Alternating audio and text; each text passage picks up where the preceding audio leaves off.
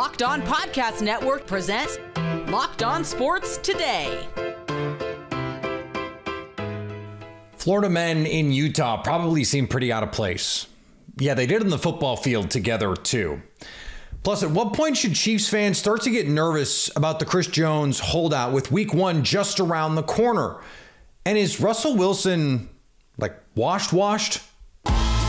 I'm Peter Bukowski, starting your day with the can't miss stories and biggest debates in sports. You're Locked On Sports Today. Searching all major sports. Found.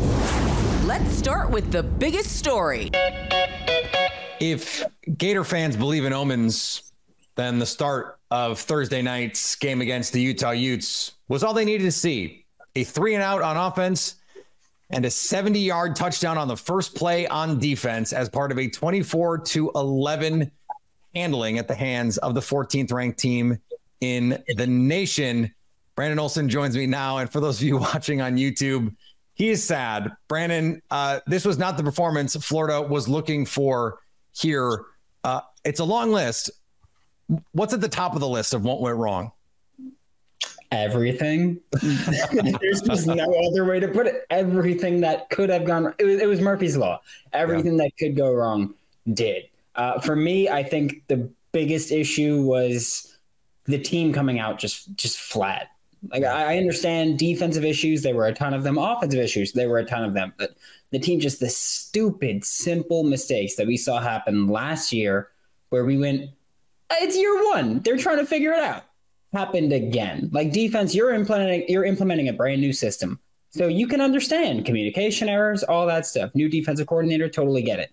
But 2 people wearing the number 3 on special teams at the same time, and that's what gives up a first down that leads to a 27-yard rushing touchdown by the backup quarterback. It just makes no sense. Why is the corner the one that has to change the number? He's already on the field. Why does he have to change his jersey? It's the stupidest stuff with Florida, and that's just, again, being a Florida Gators fan is just being prepared to emotionally punch yourself in the face repeatedly for the end of time. And that was not true, for people of a certain age. But if you are younger than, say, 20, 25, you don't remember Florida in there. You don't remember the old ball coach winning national titles and being Steve Spurrier and being awesome. So speaking of the old ball coach, now it's Billy Napier. And it's not like he has lit the world on fire at Florida. It's not like he's got a big personality where he can talk up the fans and convince all the boosters that he's the right guy. I know it's just week 1, but I feel like we constantly have to have these discussions, especially at a program like Florida that has the history that they do. When do you start going, did we do it again? Did we get the wrong guy again? I think you can. I still believe in Billy Napier. Okay. I think you can raise the question at this point. Like you can bring it up and I will disagree with it. And I will make the argument of Dan Mullen left him with one of the worst rosters in college football. I don't care about their recruiting rankings. Look at how many of those kids actually showed up on campus, because it ain't a lot of those kids that got them in, the 8th ranked class. All that stuff. You would look at what Billy Napier's doing recruiting-wise now. He's currently got a top 3 class for 2024 coming in. This past year was, I believe, number 12 in the nation recruiting-wise. He's got some things where it's like, hey, I'm building this. But regardless of how you feel about him, he's not going anywhere after this year. Because just simple math, if Florida were to fire him this year, they'd be paying Dan Mullen, Billy Napier, and Billy Napier's replacement. And that's just financially, that's not going to happen. They can afford it, sure, but that's not going to happen. So regardless of whether or not you think, hey, maybe he isn't the guy, Billy Napier's here to stay for at least this season. So aside from don't make a bunch of boneheaded mistakes, what is it that needs to change at Florida? Because Dan Mullen could recruit, Billy Napier could recruit. It's obviously about more than just recruiting. So is it more about culture? Is it more about X's and O's? Because there are plenty of college football coaches who get away with not being X's and O's guys, but they're galvanizers, they're leaders, they're delegators, and they're really good hires of assistants. So what is this program missing right now? Because the talent doesn't seem to be the problem. I think they're missing everything. Just genuinely, I think the talent is missing. Recruiting rankings have been fine. but you can only rely on freshmen for so much. You look at Dan Mullen's recruiting classes, there's not a ton of guys still in Gainesville right now, still there, because it was kind of just a ton of turnover when Billy Napier came in.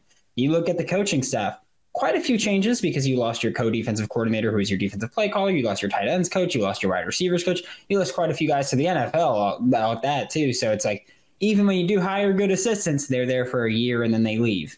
Billy Napier, he's currently the offensive play caller. If he wants to continue doing that, he's got to figure something out, because I don't know what the hell he wanted to do tonight, but there's no reason Graham Mertz should have had 300 passing yards, because he shouldn't have had more than 25 pass attempts. Montrell Johnson not getting the ball 15 times, Trevor Etienne not getting another 10. Borderline criminal. Like you can make the case with me right now to put everybody in prison right now, just because it was just a complete travesty. I've never been more excited and more let down. Like before the game and even through the first quarter, my legs were shaking nonstop. And we got to halftime, and I was just like, just take me out back right now and just call it a night. Stay up to date all year on the Florida Gators by subscribing to Locked On Sports Today and Locked On Gators on your favorite podcast app and on YouTube. Thanks for making Locked On Sports Today your first listen. Coming up, Chris Jones still isn't back with the Kansas City Chiefs less than a week before they start their title defense. Before we get to that, an MLB MVP candidate makes history. Get ready for the NFL season with incredible offers from FanDuel, America's #1 sports book. Right now, new customers can bet $5 and get $200 back in bonus bets, guaranteed. Plus, all customers who bet $5 will get $100 off NFL Sunday Ticket from YouTube and YouTube TV. That makes now the best time to join FanDuel. The app is easy to use, and you can bet on everything from spreads to player props and more. How about some NFL futures? The New York Giants won a playoff game last year and theoretically got better on paper, yet they're 48-1 to win this Super Bowl, behind teams like the Broncos, who were flat out bad last year. You can also combine bets within the same game to make even more money. Same game parlays are a great way to enjoy any game. So visit FanDuel.com/lockedon and kick off the NFL season with an offer you won't want to miss. FanDuel, official partner of the NFL. Maybe Ronald Acuna Jr. saw the MVP odds flip and thought, nah, it's not going down like that. Did the MJ, and I took that personal. Because on Thursday night, the Braves superstar became the first player in Major League Baseball history to hit 30 bombs and steal 60 bases in a single season. And oh yeah, there's still a month left in the regular season. Not only did he do it, he did it in LA against the team most likely to challenge the Braves in the National League, with Mookie Betts in the opposing dugout, the man he's fighting with for MVP. Now that's what we call a signature moment. After shedding a slew of veteran contracts this offseason, the Minnesota Vikings are adding a massive one, inking tight end TJ Hockenson to a 4-year deal that can pay him up to $68.5 million, making him the second highest paid tight end in the league by annual value. The Vikings have finally extended someone. What's up, everybody? Luke Braun here of Locked On Vikings. TJ Hockenson signs a 4-year mega deal worth $66 million, up to $68.5 with incentives. We'll call that a $16.5 million average annual value, places him second among tight ends. It's a really big payday for TJ Hockenson, but everybody pretty much expected this. When the Vikings traded for him last year, not only did they trade for him on the last year of his rookie deal, so he would have had his 5th-year option this year and then maybe a tag. They would have got 2.5 years of control for a second-round pick. That wouldn't have really been that smart. But also, Hawkinson's really good at football. You got to keep good players. For details and all that other stuff, you can find the Locked On Vikings podcast wherever you find your favorite shows. The LA Rams have had success with a stars and scrubs approach. They did win a Super Bowl with it, after all, but they're leaning more heavily into the latter than the former this year, which makes the news that Cooper Kupp suffering a setback in his return from a hamstring injury all the more painful. Kupp was set to be one of the few stalwarts left from the 2021 Super Bowl run, along with Matthew Stafford, also coming off injury, and Aaron Donald. The answer to the question of who are the starting receivers for the 2023 Rams just went from a $200 Jeopardy question to $1,000. When the Angels decided to wave the white flag on the season and waive seemingly half their team, see what I did there, the Cleveland Guardians got an idea. Why don't we claim some of them and try to make a run? Cleveland added 3 arms to their staff from the Angels. Cleveland Guardians might have had an off day, but the front office is certainly staying busy. They add a trio of pitchers. That's right, 3 new arms to the team. Lucas Giolito will likely move into the rotation, putting Xavier Curry back in the bullpen. Then they add Ronaldo Lopez and Matt Moore. All 3 come from the Angels, which along with their other moves allow the Angels to get under the luxury tax. So I guess bully for them. But for Cleveland, this is a lot of arms. All of them will be free agents at the end of the year. While Lucas Giolito is the big name and will likely step into the rotation for Cleveland, Moore is arguably the best pitcher of the group this year. The lefty has been very strong for the Angels. All 3 prone to the long ball, but it's some nice reinforcements. Giolito and Lopez just cost the Angels a top 100 prospect. Cleveland's getting them kind of for free. It'll cost them about $3.5 million the rest of the way, which is about what they saved with Josh Bell. So they took and rolled that money into making a legit run at it end of the year. Check out Locked On Guardians for even more on a fun day. In a little under a week, the Kansas City Chiefs opened the NFL season defending their Super Bowl title. The question right now is, will they have Chris Jones, their star defensive player, their best defensive player? According to recent reports, there have been more discussions about a contract, but Chris Jones is still not ready to play, ready to suit up for the Kansas City Chiefs. Ryan Tracy from Locked On Chiefs joins me now. And Ryan, what is your concern level as we stand here, like I said, less than a week away from when the Chiefs have to actually kick off and play a game? You know, the big thing is just not whether there's an agreement in place or not. You have to feel like that's coming because he's currently under contract. And there's all these forces that are going that way. It's what does he look like when he gets there? Yeah. Chris has generally come into camp in very good shape in recent years. The question is this elongated absence. What has that done to whether he's still got the flexibility he needs? Is he ready to ramp up his actual work capacity right away? You can see a very diminished possibility of just pass rush downs, maybe 15, 20 snaps a game when he first gets back, if at all. It all depends on the report point. And right now it is completely up in the air. When do you think he needs to show up, if he's going to show up? Like, as you mentioned, he's under contract. So if he's not going to show up and play, he is subject to fines and all sorts of paycheck withholdings and those things.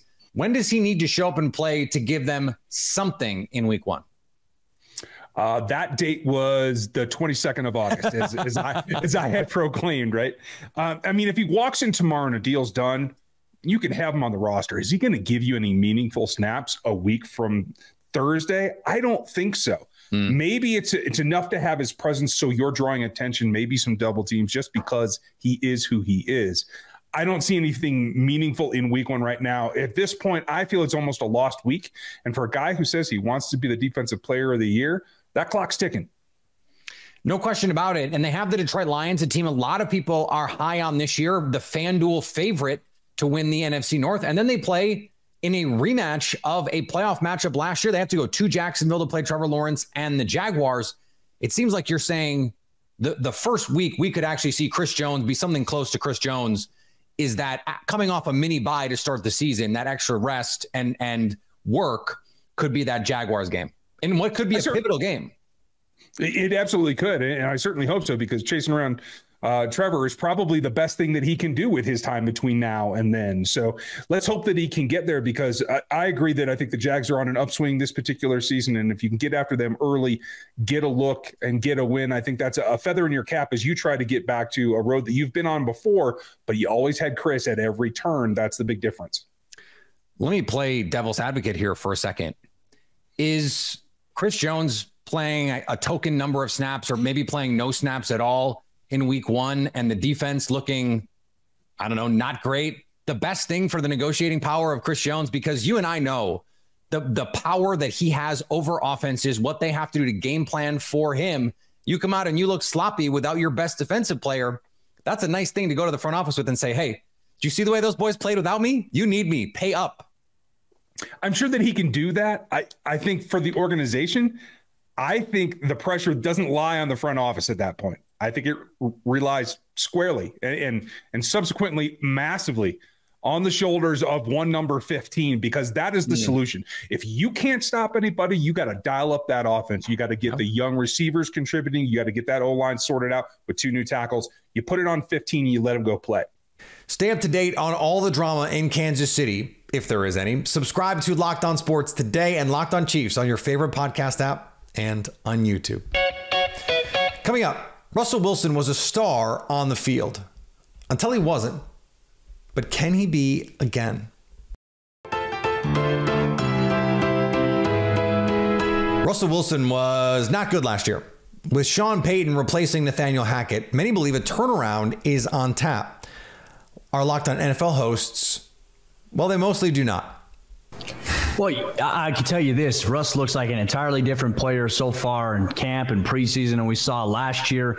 You have to give flowers to guys like Patrick Mahomes, Justin Herbert. I mean, 2 young guys that have really ascended into top-tier guys in the NFL. Russ was a top 10 quarterback for a majority of his career when he was in Seattle. Last year, it shed the optics a little bit based on how he and the Broncos performed, but you're going to see a much more competitive Russell Wilson. I think you're going to see a little bit more of that old school stuff that we saw from him in Seattle. He's leaner. He's more athletic. He's using his legs a little bit more. But the thing is, until you dethrone Patrick Mahomes at the top of the division, he's the top guy at quarterback. And ideally, I think anybody objectively speaking here, we can watch a Chiefs and Chargers game and we're like, that's the most entertaining divisional matchup we'll probably see all year long in the AFC West is between those 2 teams because of the history that they have and because you have these 2 quarterbacks who can battle really well. And maybe Russell Wilson can throw his name to that, but right now it's those 2 guys who really are taking the lead inside the division.